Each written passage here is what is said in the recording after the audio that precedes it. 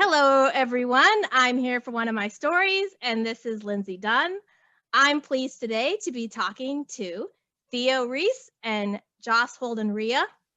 They are the creators of the bittersweet and darkly humorous short Stuffed, which just had its North American debut at South by Southwest 2021. And obviously, I'm not the only one who liked it because it won a special jury prize for bold vision in the Midnight Shorts category.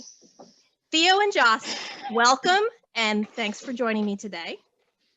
Thanks for so having much. us. Lovely to be here. And And we really appreciate your background. We said it off pod, but it's really great, and we love it. Yeah, all my experience with taxidermy, I was picking apart, just making sure you guys had captured it correctly. And congratulations, you did a pretty good job. Could one of you give us just a pitch of Stuffed for people who haven't seen it yet? Sure. Stuffed is a short musical film about a taxidermist looking for a human to stuff and a man she finds online who wants to be turned into taxidermy. And it's a kind of, it's a musical. It's a love story. Lots of people keep calling it a horror, which we never really thought it was, but I think it's a very dark, love story. But at the heart of it is a love story. Yeah, we can say it's macabre.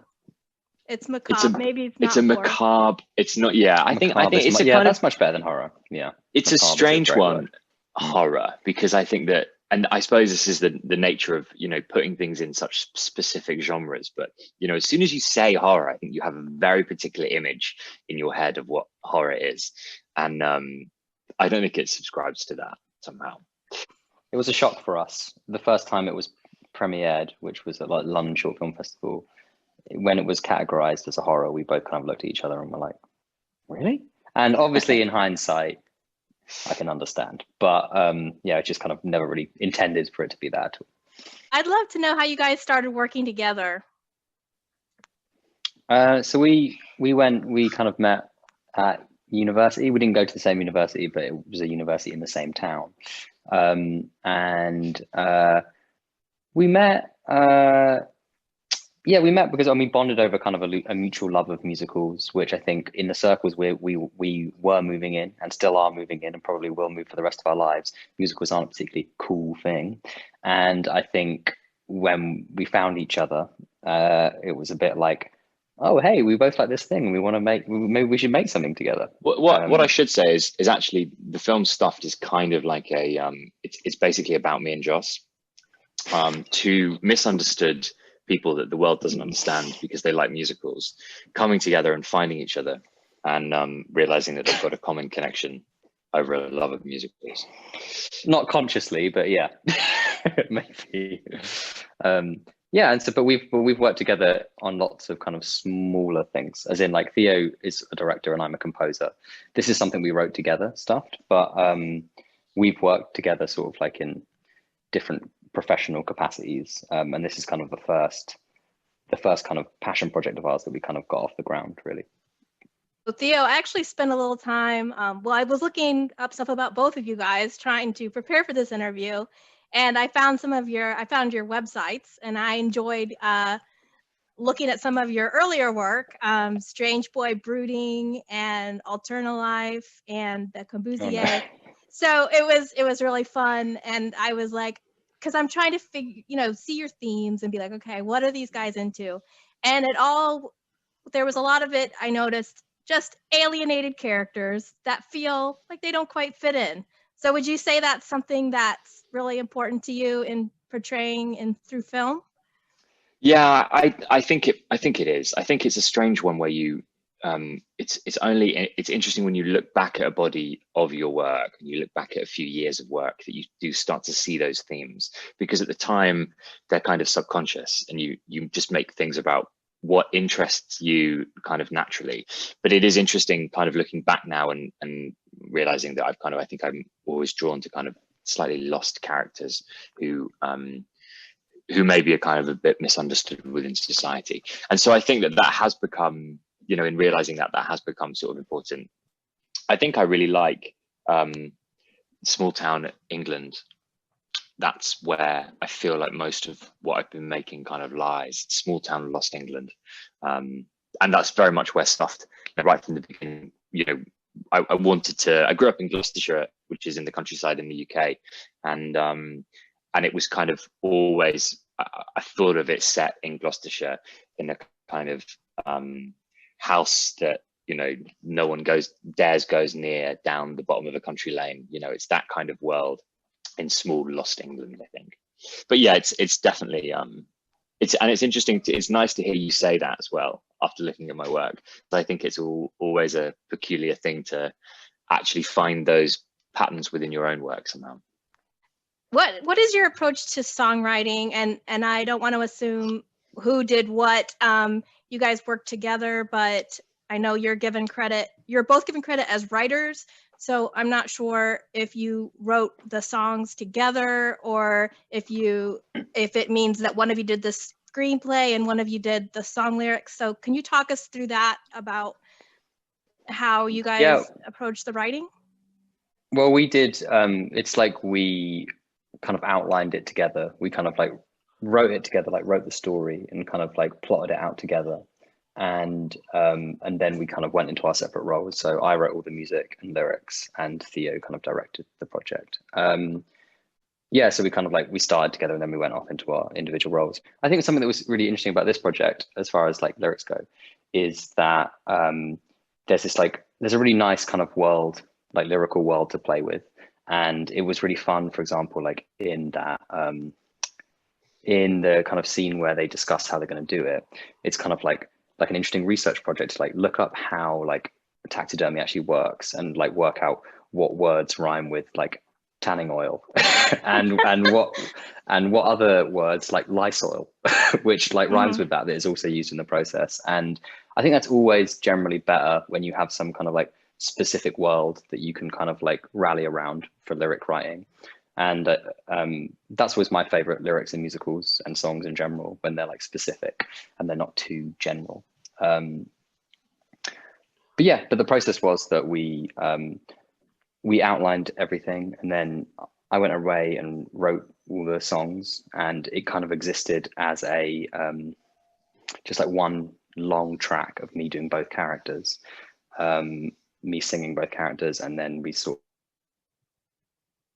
storyboarded it off of that. And I wrote a screenplay to that.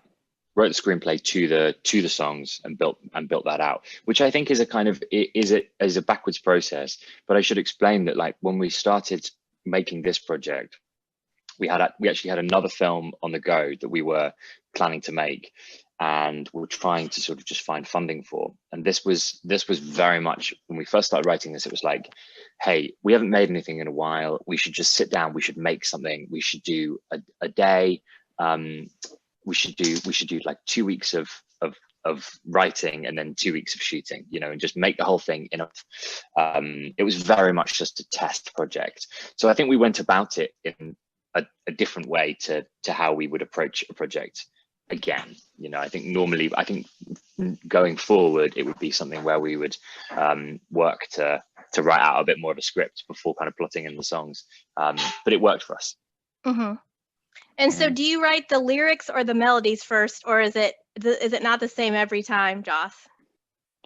I think at the start of the process, it depends. I think normally it's kind of at the same time, but I think it's a nice thing with like a musical where even over like the course of our 15, 16 minutes of music that's in it, even over the course of like the 60 minutes that's in it, it becomes like a rolling stone which starts to like help write itself in a way, because like it's very difficult at the start to like know where to begin, whether you should start with a lyric or start with.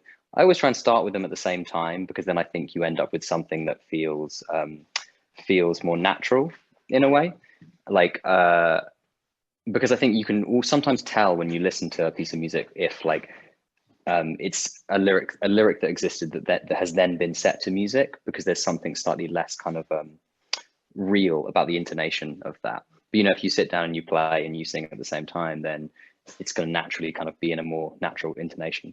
But anyway, but I think because you sort of like build themes as you go along and you kind of come up with melodies, it can then sort of like help to sort of start to write itself. So like a lot of this you'll hear, like if you listen to it, it's really only like a very small amount of music that actually exists in it, and then that music is just kind of like done in different ways as it goes on, basically.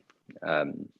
So there's like certain themes for there's like a theme they sing when they're kind of like whenever like they're contemplating the nature of death, if that doesn't sound like the most pretentious thing anyone's ever said, which is like nothing survives decay. So that was always there when that happens. And then there's Bernie has his own theme as well for when he talks about aging, and so every time Bernie talks about aging, we get a similar kind of, that theme will come back. And so yeah, it's very laborious at the start, but then I think what's nice about working on a project like this is that like it then becomes like a rolling stone that you can, it just kind of helps write itself, really.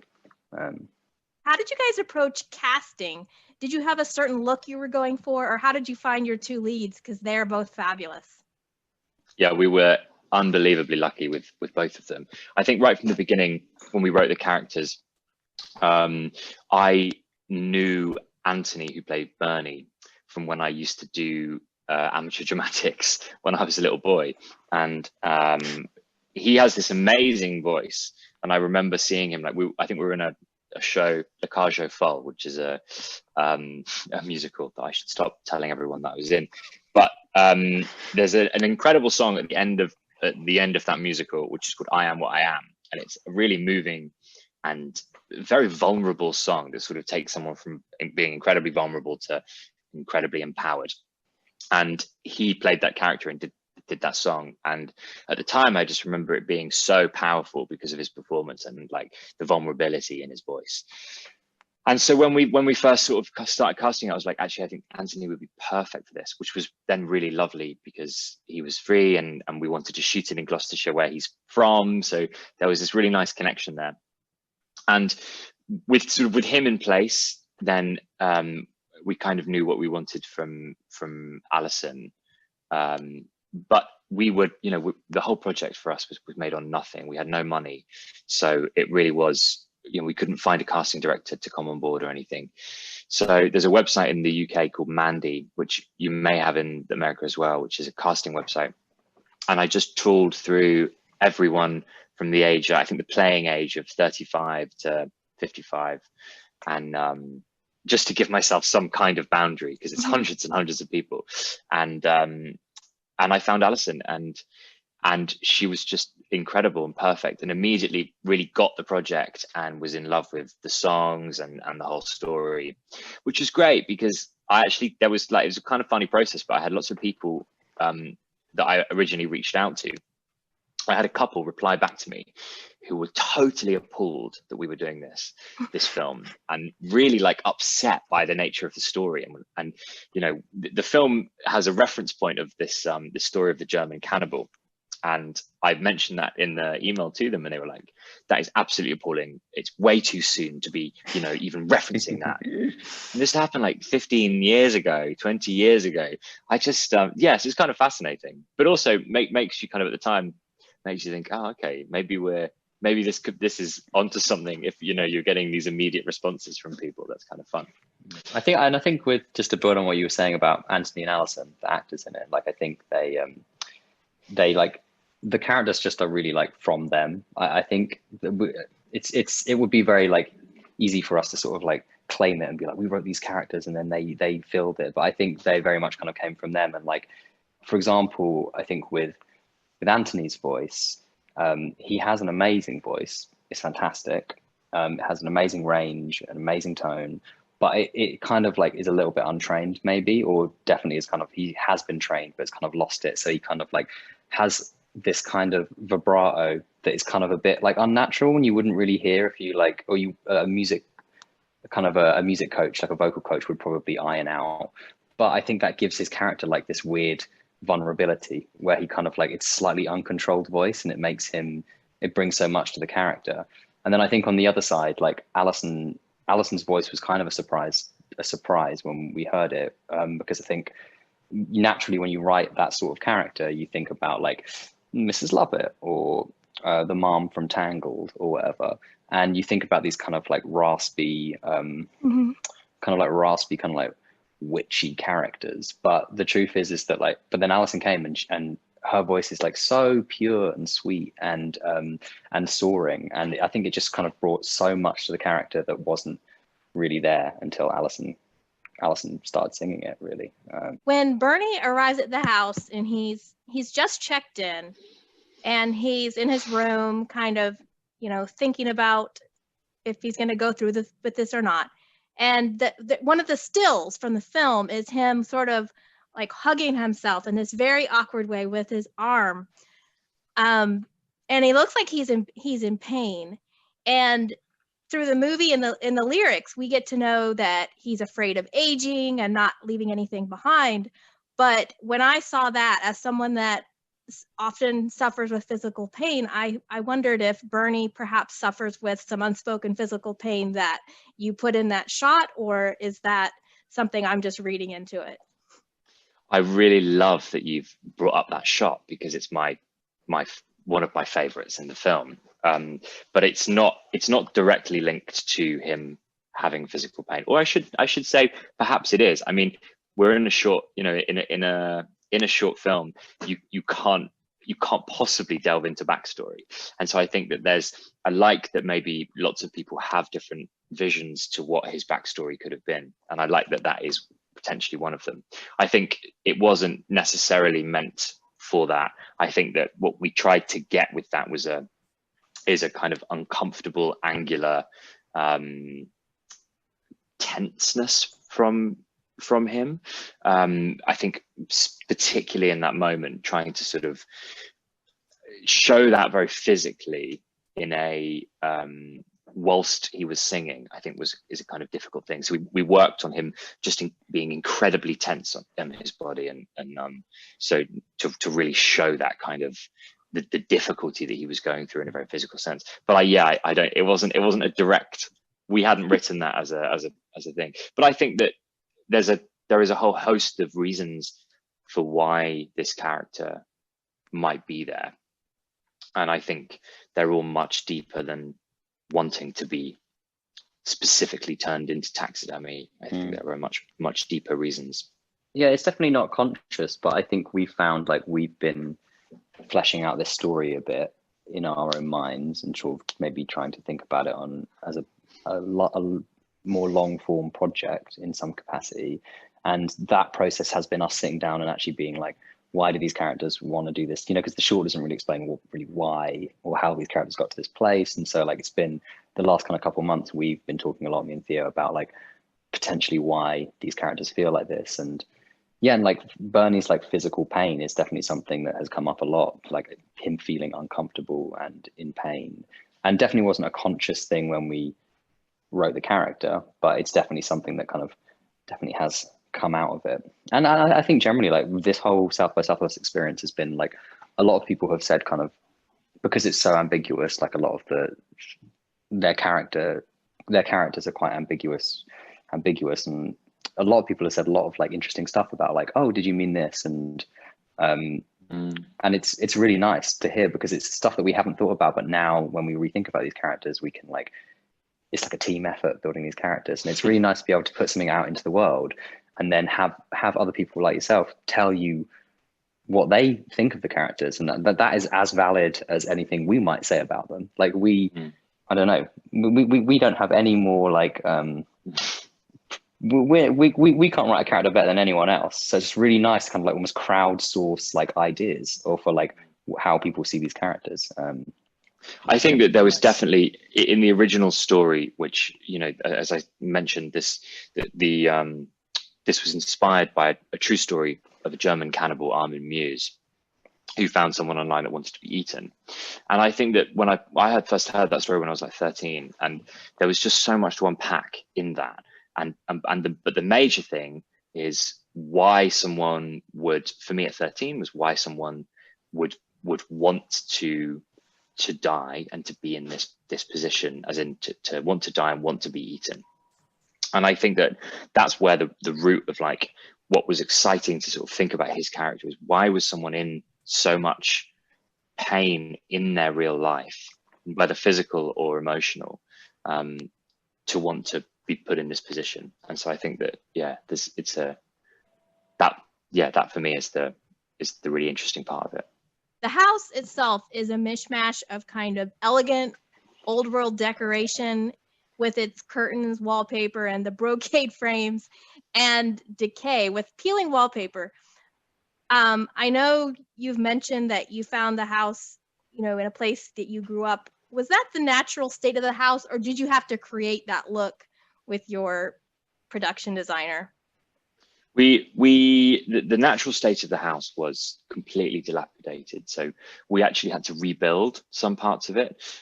It was a mixture of in some cases rebuilding the wallpaper, which had kind of completely fallen down, and then there were surfaces in there which we then dirted down and sort of texturized to make darker, because I think that there were some walls that were just too white.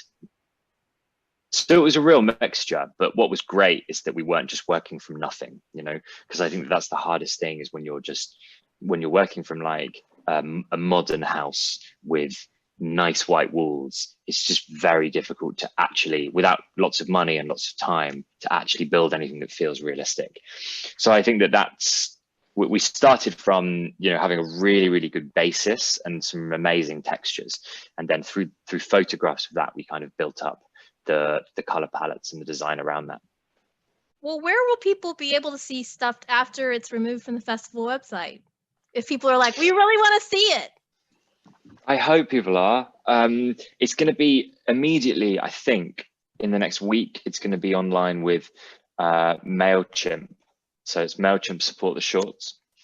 So people should be able to watch it almost immediately. And then it's going to be on Short of the Week. And I believe it's going to be on another platform called Alter. And I'm hoping also at a festival near you soon. If people want to keep up with those kinds of updates about where they can view the film, is that something, where would you recommend people? Is there a place we can follow you, or what do you recommend? You can follow our Instagram, which is stuffed_film. That's the easiest way. And then Joss and I will be tweeting about it and posting about it. So you can follow one of Joss or I on Twitter as well. I've heard a rumor that Stuffed may be a feature-length film in the future.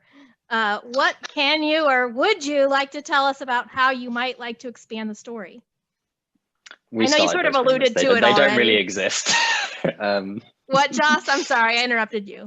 Oh, no, I was going to say we started those rumors just for our own egos. It's not really a thing.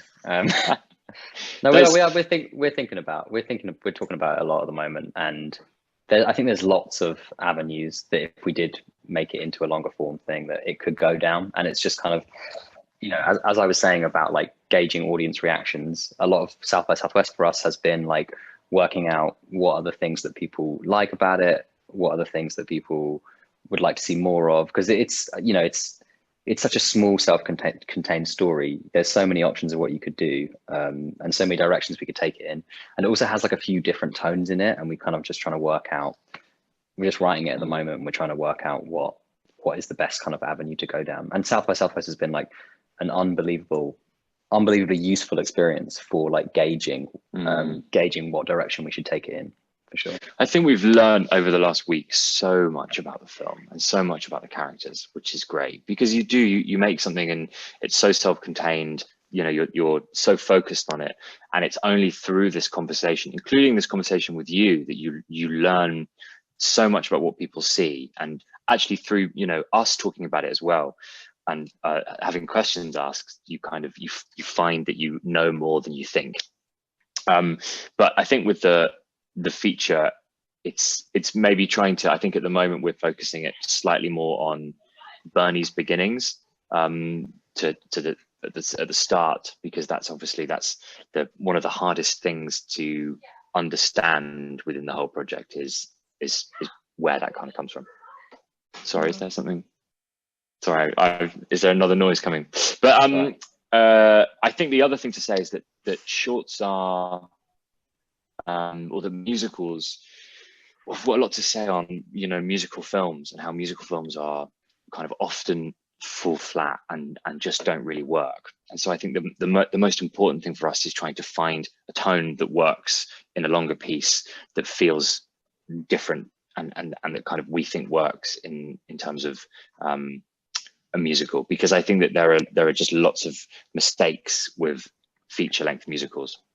Well, I think the tough thing is finding a form that really works. Like, finding a musical that specifically works for film, because musicals is a tradition that comes from the theatre, and that's and there's a reason. It's because it's a very hard thing to write, and it needs to be devised and have a lot of audience reaction. But like a lot of films that you see, they're either kind of like normally adaptations of stage musicals, and that structurally is a very different thing. Even just like, for example, like most films being like over 3 acts, but musicals are very like solidly 2 acts, and like the kind of song placement in them and how the stories are told are like very much like blueprinted to the idea that like you need to like leave an audience feeling a certain thing when they go off to get their ice cream in the break, and how they need to feel when they come back. And also on like a really like small level as well. Like I've said this before, but like I think lyric writing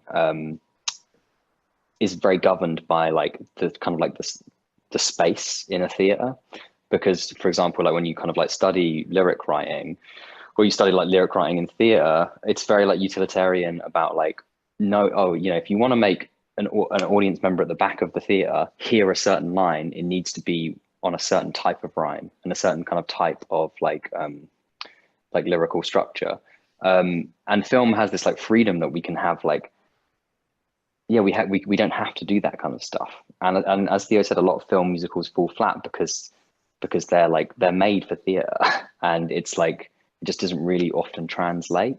And there are obviously fantastic examples of film musicals that really, really do work and are brilliant. But we're just trying to work out what we want to do with that, how we want to kind of try and, because it's kind of like an open playing field. There hasn't been a huge amount of like fantastic, specifically made for film musicals, and so the world's our oyster. So we just need to work out what we want to do with it, really.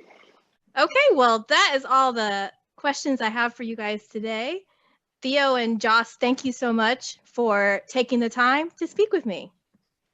Thanks so much. Lovely to meet you. See you later. Bye. Bye, Lindsay. Bye.